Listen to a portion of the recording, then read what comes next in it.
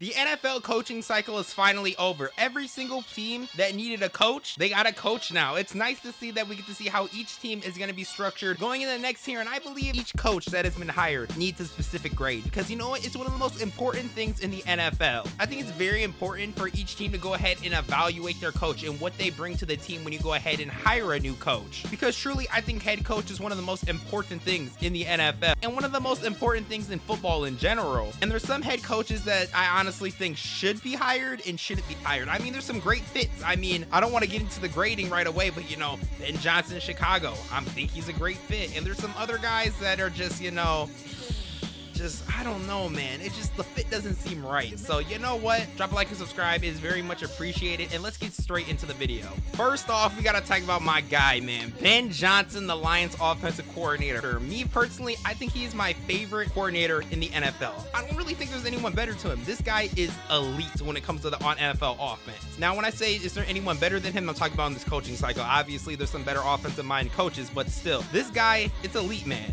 He's one of the best. Ben Johnson, as we know, he was the Lions offensive coordinator from 2022 to 2024. He has one of the best offensive schemes in the NFL. I mean, if you want to go ahead and get into logistics of all of it, I mean, I can. He has a very creative scheme, and you know, there's things where he's always trying to design something, exploiting the opponent's weakness, of course, which everyone's head coach should go ahead and try to do that. I feel like the biggest thing with him is making same things look different and different things look the same. So what you mean by that is like, let's just say you got a play. It looks like a normal play. It's gonna be different with Ben Johnson. You look like you got, you know, the same play in a way. Like, he's gonna make it look different. It's kind of hard to go ahead and explain, but if you guys know football, you guys will kind of know what exactly I'm talking about. He's always trying to disguise, has to look different when it comes to Ben Johnson. And I think that is a great way to go ahead and scheme your off. I think his biggest thing is, of course, running the football. We saw how well David Montgomery and Jahmyr Gibbs did in his offense. The most important thing is offense is blocking when it comes to tight ends. We saw how impactful Brock Wright and Sam Laporta was in that offense. Blocking is very important in his offense. And why? It's because of the plays that he runs. He likes using spacing in the quick passing game. He likes throwing 10 to 25-yard passes. Scissors, mills, daggers, those are all Ben Johnson plays that we saw really work well over the season. A lot of plays went to Jahmyr Gibbs with that way, and a lot of receiving yards went to Gibbs off of plays like that. And I genuinely think he's going to be able to go ahead and propel Caleb Williams to the next level, to that superstar level that everyone thinks he can be at. And he's playing serious. He already went ahead and traded the Rams for Jonah Jackson and went ahead and traded for Joe Thuney from the Kansas City Chiefs. They ain't playing out here. They're trying to get that offensive line he had in Detroit because offensive line and blocking is the most important thing. And we saw how many times Caleb Williams got sacked last year. I mean, he was getting sacked almost every play. He was the most sacked quarterback in the NFL last year. Truly, truly, truly, Ben Johnson knows what he's doing, and he's really proving to me so far by trading for 2 offensive linemen and getting polls to make calls. Can't wait to see what they do in the draft, especially. Can't wait to see what they do next season. I think Rome Omundunze is finally going to be a good wide receiver. He just got to work on some of his catching ability, some of his spacing, and I think that guy could be great with Caleb Williams. Biggest thing, I can't wait to see what they do with the draft because who knows? I swear, if Ashton Jeanty is a Chicago Bear, the league needs to look out because getting a guy like Ashton Jeanty in that offense with Ben Johnson, you already know he's doing what Jahmyr Gibbs did. Might take him, he might not be there his rookie year, but you already know he's gonna be on fire. Ben Johnson's grade, I'm giving it an A, man. I'm really excited to see how this works for the Chicago Bears. Bears fans should be very excited. Next up, we got Pete Carroll. The Las Vegas Raiders went ahead and got him. I didn't think Pete Carroll was gonna come back. I thought brother was done, but no, he's here. Pete Carroll's here. He's got another coaching job. As you guys should know, Pete Carroll was the Seattle Seahawks head coach from 2010 to 2023. They went ahead and won a Super Bowl with him. You know, they were looking pretty nice. He also was the USC head coach from 2001 to 09, if you really want to go back that far. A lot of people know who he is. He's a veteran coach. One of the most impactful coaches ever when it comes to the defensive side of the football. Legion of Boom, amazing. But, of course, as we know, he's a defensive-minded coach, which the Raiders, well, they need a good defense because last year they got punked around on defense. Run the ball on them, throw the ball on them. It doesn't matter. The Raiders just as a whole were garbage last year. They got to ran the ball on them, throw the ball on them. Like I said earlier, just any team, any offense would just cook them. It'd be horrific. Now, they had some bright spots. Of course, they got guys like Christian Wilkins on that defense. They got Max Crosby. They have some guys. They just need to be used effectively. And I think Pete Carroll can be the guy that go ahead and unleash those guys, have a serious football team. Now, the biggest thing I think Pete Carroll does for the Raiders is he raises their floor. The Raiders' floor is so low. It's so low. They're such a joke of a football team. The floor is down here. Like it's all the way down there. They're not a good football team. The floor is bad, but I think this raises their floor. I genuinely think this raises their floor. I think they could be a 7-win team now. Generally, I think a 7-win team wouldn't be insane to say. So this is future Crumbletakes. I was gonna talk about how the future of the Raiders quarterback really matters, but yeah, they kind of traded for Geno Smith. So generally, I'd say the same thing still. They could be a 7 to 8 win team. I don't think it'd be crazy, but yeah, Geno Smith's gonna be the quarterback for the offense now, and I don't think it's a bad thing. I actually think Geno's a baller, and I really think he can do well in this Raiders offense. But just figured I'd say that and put that in because, you know, I honestly think it's a pretty good hire. I think that, you know, they need a defensive mind on the football. They need that defense. They tried it with Antonio Pierce. It clearly didn't work, and just the culture just wasn't there. But, mate, adding the gum chewing guy, it might be doing something for them. It truly might be doing something for them. And they got to compete, man. They're in a division with Patrick Mahomes, Justin Herbert, and Bo Nix. One stack. Anyway, they're in a division with those 3 quarterbacks. You got to be competitive. You got to go ahead and win football games. You know, you can't just be the laughing stock. They play you, they get 2 free wins. You can't be that team. Pete Carroll, of course, he's there to go ahead and win a Super Bowl. Is that going to happen? Probably not, but hey, you got to be competitive with a team like this. Pete Carroll, I like the signing. I give it a B. Next up, we got Mike Vrabel for the New England Patriots, the former player. We all know who he is, man. Mike Vrabel is a linebacker for the New England Patriots. He's a great guy. He was the Tennessee Titans head coach from 2018 to 2023. Propelled the Titans to playoff teams. Remember the Titans were the 1 seed? We don't want to talk about how that season ended for the Titans, so losing to Cincinnati, sacking the quarterback like 9 times. Don't want to talk about that, but that is okay. He also was the Browns coaching personnel consultant in 2024. So, you know, Vrabel, one of the most respected coaches in the league, I would say, especially for bringing a Titans team that wasn't that good, but pretty good with Ryan Tannehill at quarterback. This thing's with Mike Vrabel when it comes to the scheme.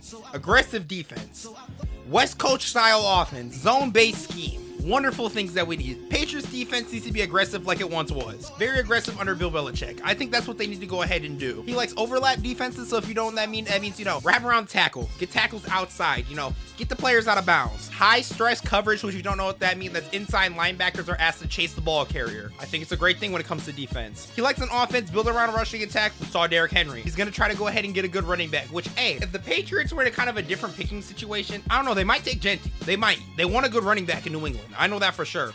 Genty might be that guy. You never know. They want an aggressive offense, but not a reckless offense. We saw that in Tennessee. They were aggressive sometimes, but not recklessly aggressive. And then, of course, he wants the organizational vision. He wants everyone together in one piece. Biggest things with Mike Vrabel when it comes to him right there. My general thoughts about him, he raises the Pats floor. Same thing with Pete Carroll. He's raising that floor right there. Pats, I think they won 4 games last year, 3 games. Raises the floor automatically. They're going to be a great team next year, all right? Drake May, I genuinely think, is going to be, you know, the next quarterback. He is pretty good. They need to, like they said, they need to go ahead and get offensive weapons. They got to have more than just, you know, Hunter Henry and Demario Douglas. They got A.J. Brown and Derrick Henry when they were in Tennessee. They need some more aggressive offensive weapons. I feel like they'd be great. Josh McDaniels back in the OC coordination. We all saw how bad he was with the Raiders coach. I think Josh McDaniels is good to an extent. I think as an offensive coordinator in New England, he should be good. Because as an offensive coordinator, he's good. I don't think as a head coach, he's not good. But Vrabel, well-respected head coach, man. I honestly think he is a top 2 signing this offseason, which, you know, one being Ben Johnson, giving an A. Giving Vrabel a B+, man. Genuinely really like this signing from the New England Patriots. Former player, knows what the culture needs to be like, knows what he needs to do to go ahead and get business done. Shout out to Mike Vrabel, one of my favorite coaches in the league. Next up, we got Aaron Glenn, head coach of the New York Jets. Just went ahead and got hired. He was the former player of the Jets too.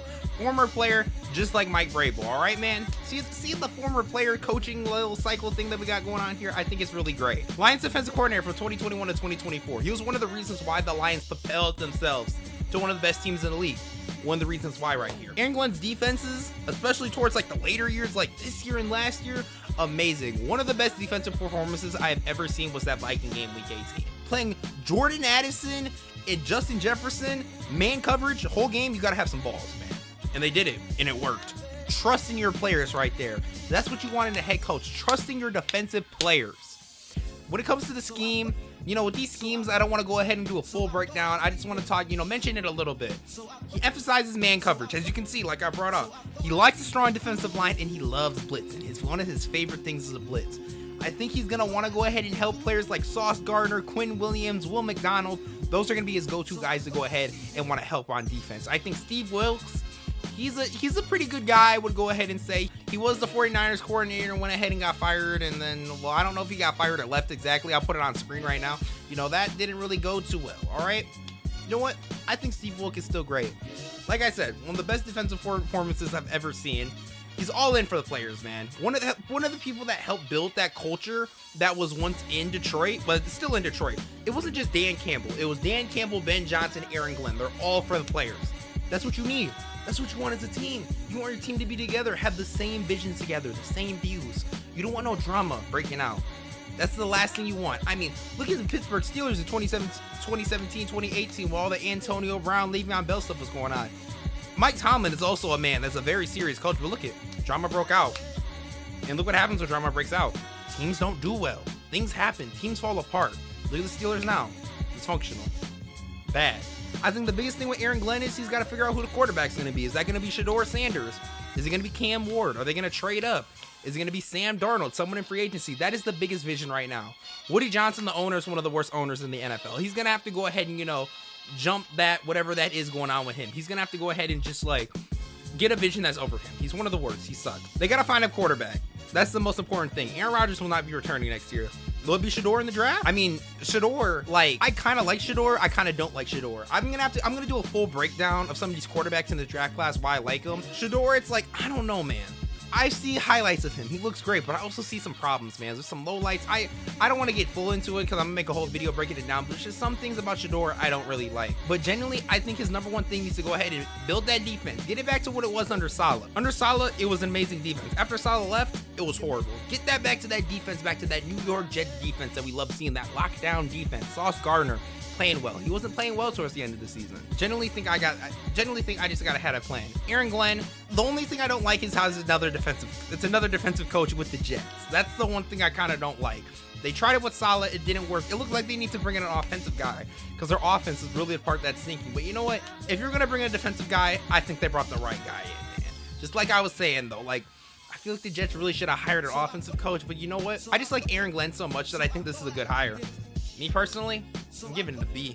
Aaron Glenn, can't wait to see what you do, man. Liam Cohen, this was probably the most drama-filled hire. I've never seen anything like this. I mean, he was the Rams offensive coordinator in 2022, Tampa Bay OC last year. Very, very, very weird situation we saw. We saw him, of course, ghost the Buccaneers after saying he wasn't going to take the Jacksonville job, and then they fired the GM Trent, and then he kind of ghosted the Bucs, and then signed with the Jags to be the head coach. Very awkward, weird situation, which something you do not want to bring to an organization. Very interesting, weird problem. I really don't know what was going on there, but hey, it happened. It happens, I guess. But yeah, scheme very complex from the McVay tree, man. There's going to be motions.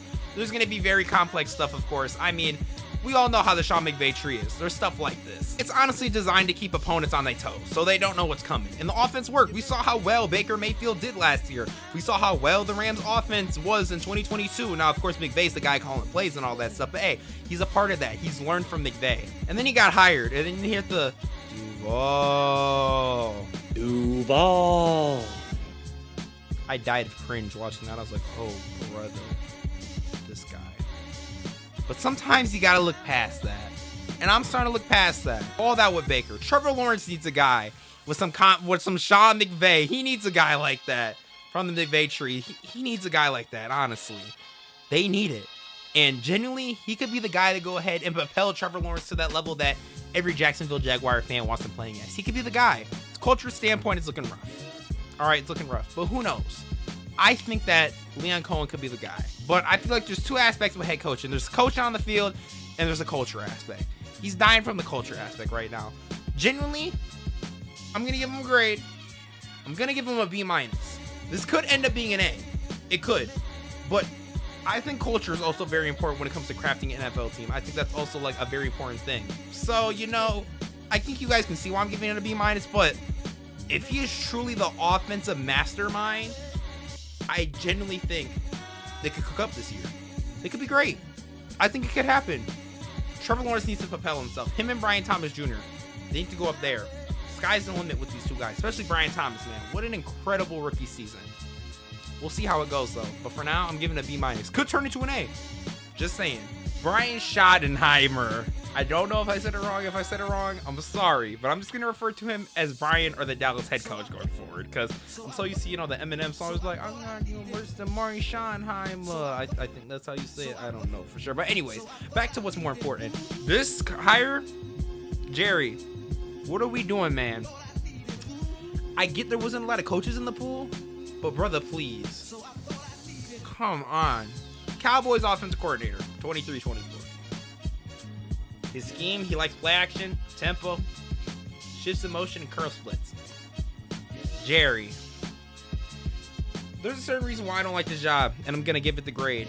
I could be 100% wrong. He could be an amazing head coach. I don't know. You know why? I don't know. He has no experience head coaching. Jerry, why are we giving someone, we have a win now situation? I'm not saying we, I'm talking like I'm in the Cowboys organization. They're in a win now situation. They gotta win now. They got Dak all this money. They got CD all this money. They gotta pay Micah. They gotta win, bro. You go from trying to win a Super Bowl ever since Dak has been there, your starting quarterback, and you've been choking consistently in the playoffs or missing playoffs or everyone gets hurt. That's what it's been for the Dallas Cowboys for like the past 10 years. And we're hiring a coach that is very unqualified for the job. I see why a depressed Cowboy fan be yelling some Jerry. I see why. I don't like it. Who knows? He could be great. I don't like it though. I don't like it. I mean, he's in the house. I mean, if he was McCarthy's offensive coordinator, like, is things really gonna be different? Like, you see what I'm saying? Like, I just don't know. The Cowboys, I don't really got much to say. I can't really say much about this. I can't really say much about it because he's underqualified. I don't know a lot about him. I looked at some research. Yeah, he was some coaches in college. He worked his way up. Like, I can't really say much. I did the research. I look at his coaching career. Like, he's underqualified for the job. But you know what? It's what Jerry wants. It's what Jerry wants. So, we'll see how it goes. But Cowboys, I'm sorry. Y'all getting an F. Y'all getting the worst grade. Like, if one of y'all in the comments can like give me some convincing factor about him, we can have a talk. I'd love to talk about it. But me personally, I can't find anything convincing about it. I just can't. Woo! We're on to the last coach that got hired. Kellen Moore, New Orleans Saints. Has a lot of previous experience, you know. 2019-2020 Cowboys offensive coordinator. Oh, speaking of the Devil team we were just talking about. Chargers OC in 2023, and the Eagles offense coordinator last year on how good the Eagles offense was. Whew. This is a very interesting hire. Scheme, bunching receivers, distinguished plays, outside zone, play action, deep crosses, and motion. Some of his favorite things that Kellen Moore loves. Here's my true take on Kellen Moore. I feel like he's more of an offensive coordinator than a head coach. I could be wrong. I don't know, man. There's just something about him where I feel like I like him more as an offensive coordinator than a head coach. And I don't know what it is. He cooked. He's been cooking ever since any OC job he takes, he cooks. It was a Cowboys OC, he was cooking. Dak was throwing for 5,000 yards, 4,000 yard seasons, throwing TDs. Chargers offensive coordinator, a ton of people got hurt. I ain't blaming that on him. And then he like quit the job. And then last year, Philly offense, Saquon Barkley, Jalen Hurts, everyone popping off. I feel like he should have ran it back though. Like when Nick Sirianni said, "Run it back, Kelly," he should have ran it back. Now, this grade is also gonna do like this grade. Also, another thing that goes into a factor with this grade is like how good of a head coach I think they're gonna be. Here's my thing: I don't like the situation in New Orleans. I mean, Derek Carr. Like, a team coming off a ton of injuries, a team that refuses to rebuild, that stays in cap hell. It's not a good situation, man. It's really not. I think he should have waited. If he really wanted to be a head coach, I genuinely think he should have waited. He should have waited. I think that would have been the best thing for him. Like, generally, I don't see any, like, positive values going to the Saints right now. Have the 9th pick. Don't know what they're going to draft. They got some speedy receivers, sure. They got Rashid. They got some guys, man. Olave. Like, I just don't see any positives with going to New Orleans. And with him, like, not being, like, a top head coaching candidate, I don't know what his vision is. Like, me personally, it's iffy. It's okay. Like, if you really wanted to be a head coach, I think you should have waited. I think this New Orleans job was a trap for anyone. I think that's why Cliff didn't take it. Cliff is smart for saying in Washington, that's exactly what Kellen should have did. I think that's exactly what he should have did. I just don't like it, man. It's just, I mean, it's okay. Like, they got a coach. I'm giving it a C+. It's all right. It's not horrible. It's not like horrendously bad. I'll give it a C+. Like, Kellen, he could be a good coach, but like, I just don't like the situation for him, man. That's just me personally.